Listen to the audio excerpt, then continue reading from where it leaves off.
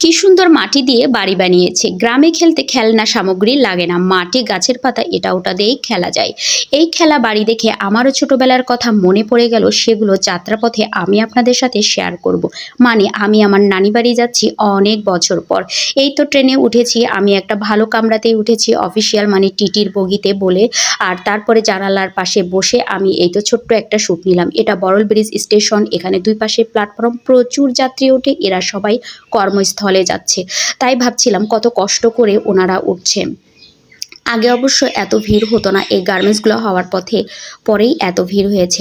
এই তো ট্রেন ছেড়ে দিয়েছে, আমিও আবার ছোট্ট আরেকটু জানালা দিয়ে তাকিয়ে আরেকটু ভিডিও করছিলাম।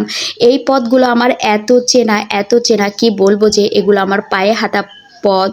আমি প্রতিটা স্টেশন চিনি, এই মাঠগুলো আমি চিনি, মানে কি বলবো, এগুলো আমার মানে হেঁটে বেড়ানো মাঠ।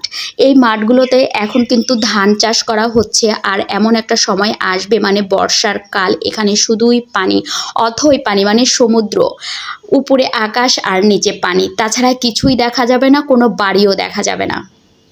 এটা সকালবেলা আমি একটা শ্যুট নিয়েছিলাম।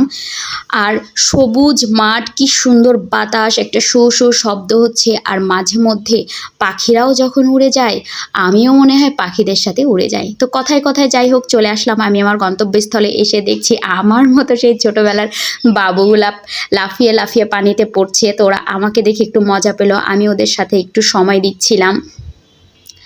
এই যে একটা খরা দেখা যাচ্ছে, এটাকে কিন্তু আমরা খরা বলি, এটাতে মাছ ধরা হয়। আপনারা কে কী নামে বললে ডাকেন জানাবেন, ভালো লাগবে। এই পুকুরে কিন্তু মাছ ছাড়া হয়নি, পুকুরে অরিজিনাল মাছ, মানে মাছই উৎপাদন হয়েছে। যে মাছগুলো এখানেই জন্মেছে সেই মাছগুলো। পানিগুলো কিন্তু খুবই পরিষ্কার, এখানে আশেপাশে কোনো নোংরা নেই, মাটি আছে, তাই পানিগুলো কিন্তু ফিল্টার হয়ে যায়। যাই হোক, ওদের সাথে একটু সময় কাটিয়ে আমি আবার সামনের দিকে এগোনো শুরু করলাম। ওদেরকে টাটা দিয়ে, ওরাও আমাকে টাটা দিয়ে দিল, ওরাও খুব মজা পেল। এই তো সামনে আমার ভাস্তির বাড়ি, এখানে আসার কথা ছিল। এটা আমার বোনের, মামাতো বোনের মেয়ে, ওদের সাথে আমি যাচ্ছি। আর চারদিকে আমি দেখছি তো হারিয়ে যাচ্ছি। এই যে নৌকাগুলো দেখতে পাচ্ছেন, বর্ষার সময় এ বাড়ি থেকে ও বাড়ি যেতে কিন্তু নৌকা ছাড়া কোনো পথ নেই, নৌকাতেই যেতে হবে।